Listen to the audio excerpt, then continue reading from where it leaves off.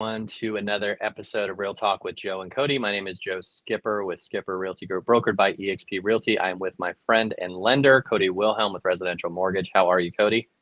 I am doing pretty good. How about you? Good, man. Another Wednesday. Here we go. Yes. We got some good stuff to talk about. We were just on. What do you say when you're not recording? Were we offline? Do we say like what's the?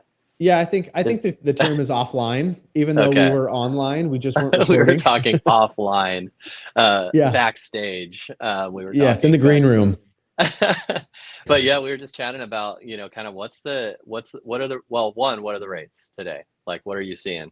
We had last week we had a really good rally. They improved like it I should have paid attention to it. I'd say quarter to 3/8% Okay. improvement. Then over the last 2 days, they've gone up a little bit. So we finally dipped back down below 7% for the kind of national average, and now we're just creeping right back into that 7% range. So in general, I'd say you're looking at 6.5 to 7 Really? for a primary. Mm-hmm.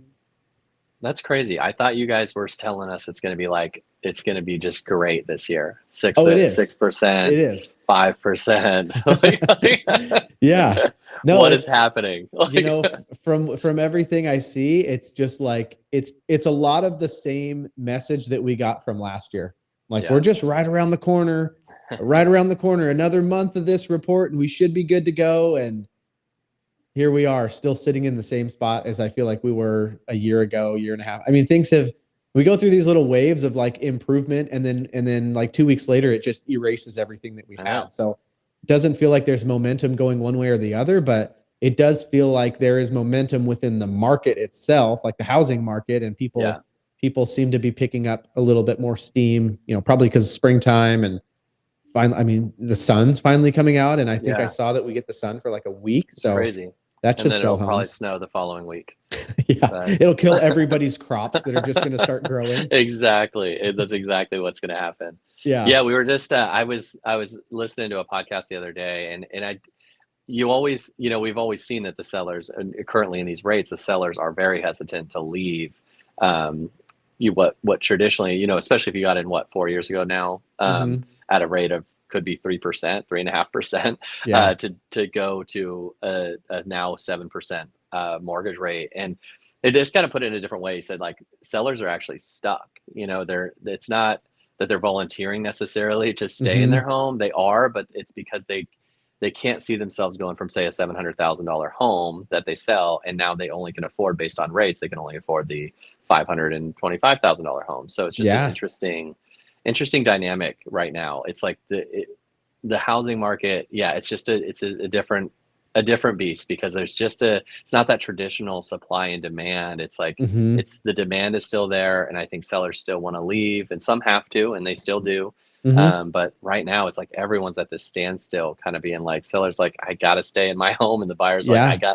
I can't afford your home yet, but we want Right. to. And so Yeah. it's just a weird time. It is. I know. And you can still, I guess, depending on your version of good deal, there are still some really good deals out Yeah. there in what some sellers are willing to do, because Yes. maybe they don't need to get the top dollar for it, but so they're willing to compromise on seller credits and buy For downs sure. and, temporary buy downs. I got a client right now that's, he's doing a 3-2-1 buy down. So his first year of mortgage payment, once it gets closed, he's going to be in the mid fours, and Yeah. then it's going to creep up each year. But the hope and the idea is that in 2 years, Yeah. hopefully we're in a better situation than we are now, and he can lock into something that's lower. But Yeah. There's always that's a that risk, but $15,000 cost for the seller, and they're like, yes, we're happy to do this because we need to get out and we need to entice buyers. And so it's, yep. it's not all a loss, but there are definitely, like we were talking about the first time buyers, it's a tough market to be in, but if you can be in it, there is some good deals to be had. It's just not maybe the traditional, like, super cheap half price house deal. It's, Yeah. still a deal though. Sellers are more willing to flex on the different things than they used Hmm. to. And it takes time for everyone to kind of adjust to that, because sellers for years were just like, give me everything. I want Yeah. everything. And buyers are like, cool, we'll give it to you. And so it's definitely changing. The dynamics changing. So if you can be in the market, it is definitely the buyers do have more of a say in what goes on, Yeah. at least from what I've seen. But I am seeing buying pick up. I think that people that maybe could afford but don't want to afford right now are Hmm. starting to say, let's just get back in and maybe do the 2-1 buy down. Obviously, Yeah. that is a risk because we don't know what the market's going to do in two Right. or 3 years, but you can save a significant amount on monthly payments for the short term and potentially Hmm. refinance down the road. So, yeah, we're Yeah. definitely seeing that. I think spring is coming, and I think sellers are starting to peek their heads out, and buyers are starting to say, okay, Hmm. this could be the norm for the foreseeable future. If we can afford it, let's do it. But Yeah. yeah, it's just crazy, crazy market, man. It really is. It feels like it's always a Um, crazy market too. I know, Like I no know. matter what's going on, there's always something that's either really, really crazy good, crazy Yep, bad, crazy weird. Like it never feels like there's a moment where it's like, oh, this is very normal. this Like is this just is, normal. Yeah, yeah, it's just kind of cruise control. for sure, for sure. Speaking of normal, though, I do have a Yeah. new listing in Kaiser, Hey, so I all want to right. pitch that since it's our show. I can pitch that. You can, So, and yeah. if you need a lender for that home, call Cody. Yeah. But home in Kaiser, awesome on just under half acre, just got listed this morning. Oh, nice. Quiet cul-de-sac, tons of upgrades. So hopefully we Okay. get If I that one was a sold. But buyer, if how could we I find that? you can go to my website and look it up, or you can. Oh, I just put the MLS number. Um, 2434 Hassel Court in There we Kaiser. go. All I right. was like going to give the MLS number, just give the address. Everyone can get, but go see Yeah. it, go check it out. It's a cool listing. Yeah, I got that going this morning. Nice. But hey, man, I just wanted Congrats. to talk about uh, USDA loans. Mm-hmm. They're an interesting one to me because I haven't had a ton of experience with them. You actually do them, unlike last week, Yep. we talked about everything that you you don't All the things I particularly can't do. do. Now I confirmed that you can do those, so that's good. Yes. But they're an interesting one, and I think that I don't know. Tell me if they're underutilized because when I look at them on paper or I look at them on Google or whatever, and what they can contribute to the buyer, what they can give to a buyer, they Mm-hmm. seem in certain ways they seem too good to be true. And so, is it something that is overlooked by a lot of buyers, or do a lot of lenders not want to do them? Like, can you kind of talk about that? Yeah. I will. USDA loans are probably the worst best loan out there, if that makes sense. Or yeah, That's because why you guys aren't advertising them all over the yes, place. Like, the reason why I think that they're, in my opinion, which is just my opinion, I think yeah. USDA, if they wanted to make it more user friendly and buyer friendly, they would allow the qualifying, debt to income ratios. They have so many restrictions that Mm, make it so tough to have. Not only do you have the geographical restriction, but they're much tighter on their debt to income. But I'll back up really quick and kind of share a little bit about it. I don't want to yeah. say it's Tell us what it is in general, and then yeah. kind of go from there. Okay, so it is a rural development loan. So it's for areas that are not, densely populated, bigger cities. If you just Google USDA map or eligibility map, it'll take you to their website and it'll show you what areas are eligible. And sometimes it's not necessarily like per city, it's per, like you'll see one side of a street that is USDA eligible and the other side is not. So it's really more of like a circumference around an area. Mm, So it's based on that. So if the home is located within the USDA eligible area, then it is eligible to be used for USDA. There's no down payment required. So it's not a down payment assistance program. It is just no down payment that's mm, required. The mortgage insurance that you have is reduced. So, like FHA's mortgage insurance, it's based on a percentage. It's 0.55%, whereas USDA's is 0.35. So it's less monthly mortgage insurance, which means your payment's going to be a little bit less.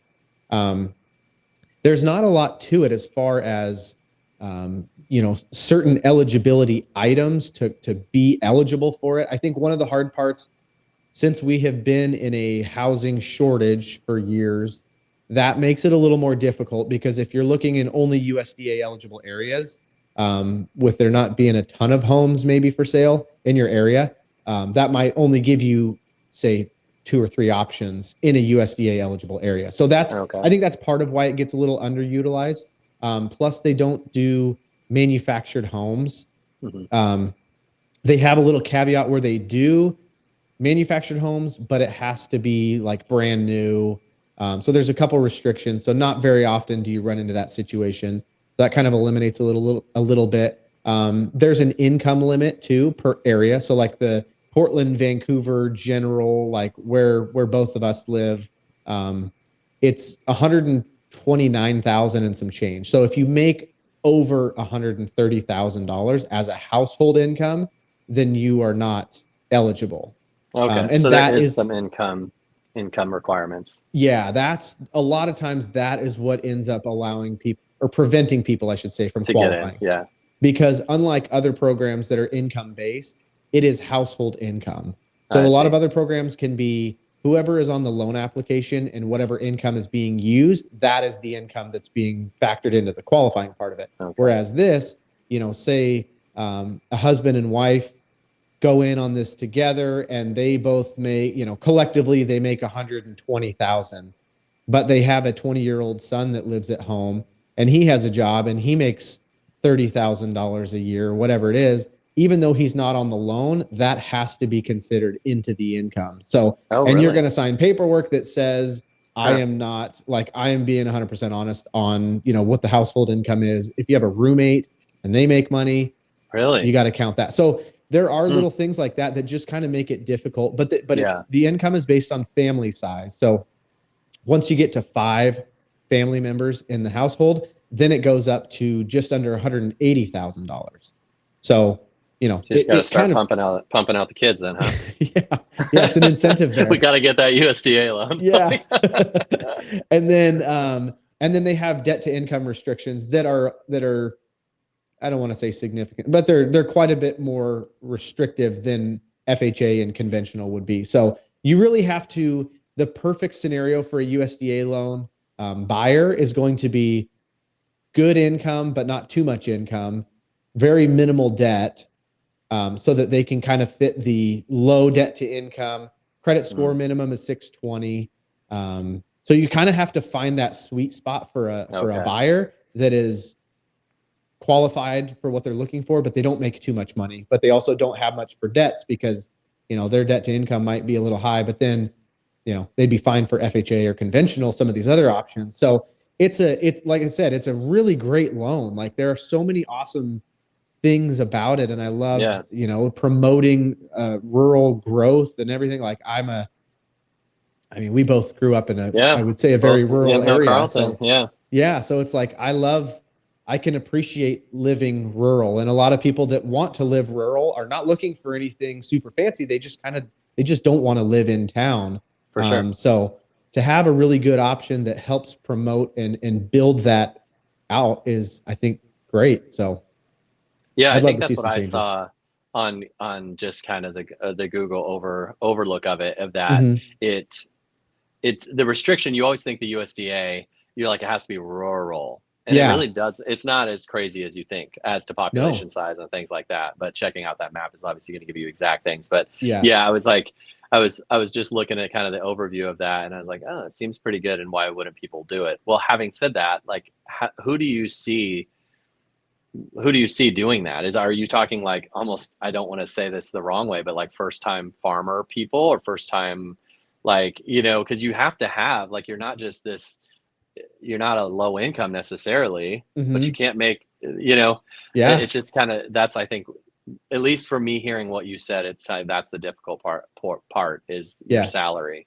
Um, I think the one that seems to work the most is say one of the if there's 2 people that are living in the household, or whatever that might be, it's one income that is good income but doesn't put them over the limit, because most of the mhm. time with 2 uh, employees in the home, a lot of Yeah, times they end up collectively making more yeah, than what the limit is. So it's typically somebody that is just one income and they make great money, but it's just, for them, just for under what they're that. looking for, it's just under that cap.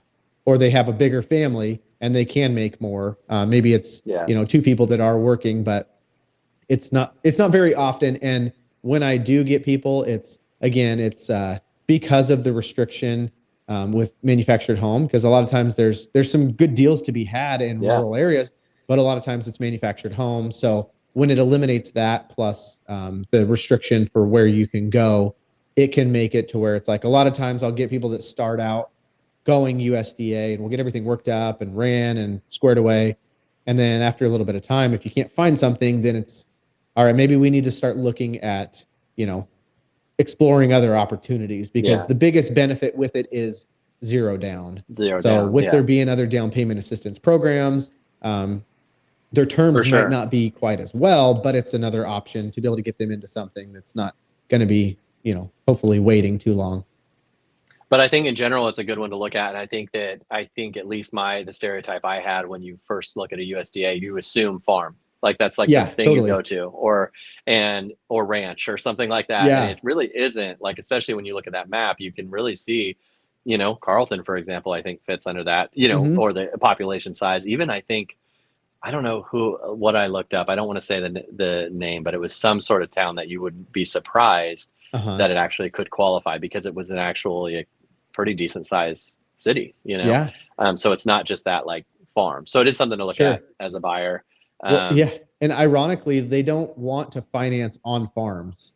I know. And that was weird. And manufactured homes, which generally are on farm properties. And so it's just an odd that, because I do think that the overgeneralization from a lot of people is like, oh, a USDA loan, farm or some sort of like, and I don't really want to have cows, but they don't want you to have anything farm related. No, they don't want anything that's going to be income producing from a farm, which is kind of weird. But again, I think that and I don't know the intentions behind it all. Maybe it's just they want to be a very, very safe loan option and they don't want to have any risk involved at all. But to me, it feels like if they wanted to really make it something that was achievable for more people, they would there's tweaks that could easily be made. But again, there's people that run that are way smarter than I am. So I'm sure there's a lot more to it than just what we see. Smarter. They just got in a different position than you. Well, they might just be a little bit smarter.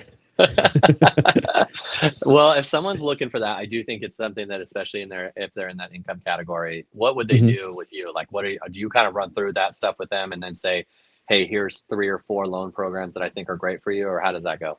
Yeah. So typically it starts off with, what are your intentions? What are your abilities in order for financing to work? And so then it's a matter of, like, if they don't have down payment, then it's going to be USDA, we'll obviously explore if they're a veteran, can go VA. And then it's down payment assistance. And then it might be looking at, maybe you can get a gift from a family member. So it's kind of just exploring, like, here are all the different ways that we could do this with what you're looking for, regardless of if it's maybe not. Sometimes it just doesn't make sense, but I'd rather go over that with them to just share, like, here's an option. It's way worse than the other options, but it's an option. Yeah. So, and you just narrow it down based on, the goals and the things that you got going on. Money out of pocket, payment, the terms, all that. So, Nice. Well, thank you, man. If you guys are watching and you are interested in a USDA loan or think that's something you want to tap into, give Cody a call and he can kind of walk you through not only that, but the different various programs that are out there.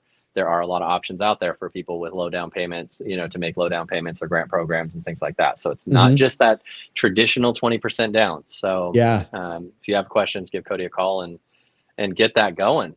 Yeah. And if you want to buy a house in Kaiser, call Cody and get that going. Yeah, right. We need to have the ability to, like, pop stuff up on the screen. I know. I'm barely getting microphone going, so we got to take baby steps into this thing. So let's not add screens yet. Yeah.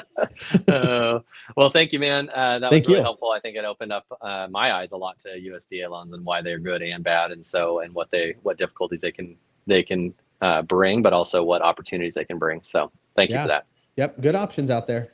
Cool. Okay. Well, until next week, man, it was good to see you. All right. You too. Take care. Okay. Talk to you later. All right. See ya.